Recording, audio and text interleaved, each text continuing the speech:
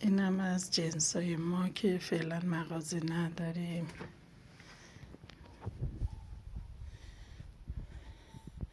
شومیزای تکمونه. اینم پیراهنای بلنده، حتی روی کمدم هم مینی ها رو چیدم، رو سر کوچیکا رو مینی اسکراف. اینم هدبنده. اینم که ست شلوار و تونیکه، هم تونیک داره هم بولیز داره. بریم برای معرفی لباس زیرامون. شورت های خارجی، تیشرت هاست. اینم که سوتین های تکه، شورت، شاله. اینم که تاپ های خارجی، کراپ های خارجی،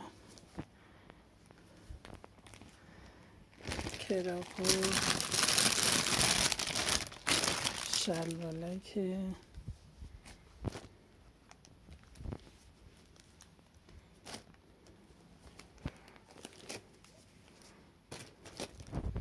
در رنگ بندی 5 تا رنگ داره. سوتین ستمونه، تیشرت،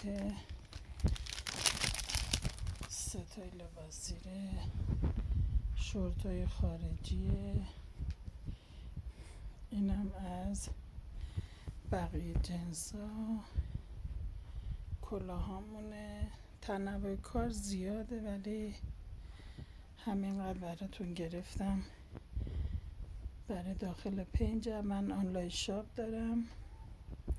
اینم از صندلای جدید، 3 تا رنگ داره، صورتی داره، مشکی و کرم.